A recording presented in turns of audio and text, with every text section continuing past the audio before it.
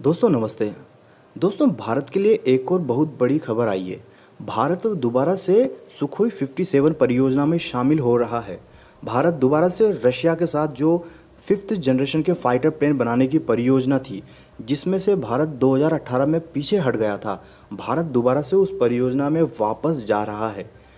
Euro Asia news portal के मुताबिक भारत दोबारा से इस परियोजना में इंटरेस्ट दिखा रहा है, क्योंकि इसके जो मेकर्स है, जो सुखोई बनाने वाली जो कंपनी है, वो इस वक्त फाइनेंशियल क्राइसिस से गुजर रही है और उसको इस वक्त फंड की बेहद सख्त ज़रूरत है। क्योंकि रशियन गवर्नमेंट ने सुखोई बनाने वाली कंपनी से कहा है कि हमें 2021 तक 73 फाइटर प्लेन चाहिए, जो इस वक्त नामुमकिन है क्योंकि सुखोई बनाने वाली कंपनी के पास इस वक्त फंड ही नहीं है। दोस्तों हमें याद होगा कि 2010 में ही इसके 10 प्रोटोटाइप बन चुके थे, लेकिन धीरे धीरे करते करते भारत भी पहले इस परियोजना में शामिल था, पर चूंकि पहले लेट लतीफ़ी होती गई, इसका बजट बढ़ता गया और भारत जो चाहता था वैसी टेक्नोलॉजी इसमें नहीं लगाई जा रही थी और टेक्नोलॉजी ट्रांसफ़र में भी प्रॉब्लम आ रही थी, 1 सीटर 2 सीटर में भी प्रॉब्लम थी। इस वजह से भारत फाइनल में 2018 में इसमें से पीछे हट गया था। हालांकि उस वक्त भारत ने बोला था कि हम पीछे नहीं हट रहे, हमने अभी स्थगित किया है, हम दोबारा से इस परियोजना में वापस शामिल होंगे। लेकिन दोस्तों आपको याद होगा कि रशिया को भी अब धीरे धीरे समझ में आने लगा है कि चीन के ऊपर पूरी तरह से भरोसा नहीं किया जा सकता है,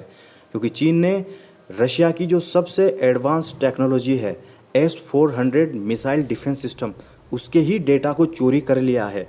और इस वजह से रशिया इस वक्त चीन से अच्छा खासा नाराज़ है और उसने S-400 में लगाई जाने वाली जो जितनी भी मिसाइलें हैं उसकी डिलीवरी भी चीन को रोक दी है।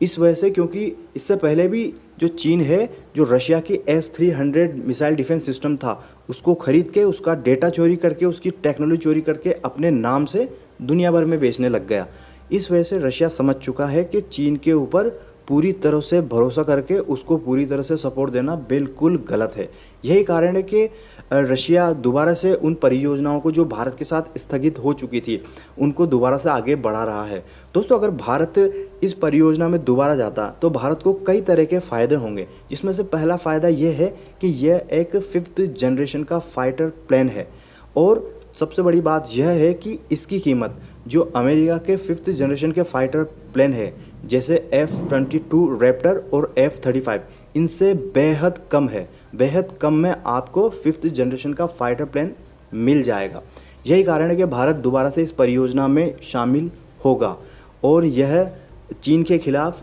बहुत बड़ा एडवांटेज होगा, क्योंकि दोस्तों इस वक्त चीन की पोल यूँ खुल चुकी है कि उसका जो J-20 स्टील्थ फाइटर प्लेन है, जिसको वो बोलता है कि वो 5th जनरेशन का है, लेकिन अब उसकी पोल खुल चुकी है कि वो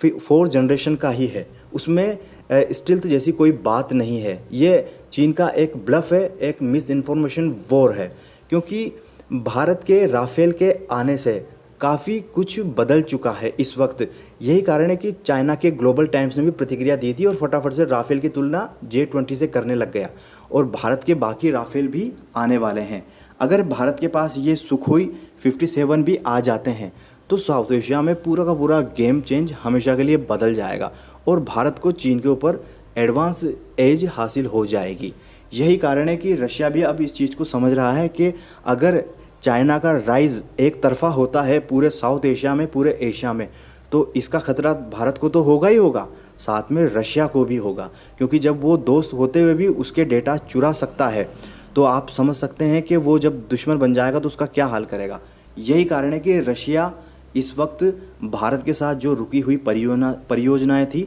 उनको वापस से शुरू कर रहा है और सुखोई 57 उसमें से एक है।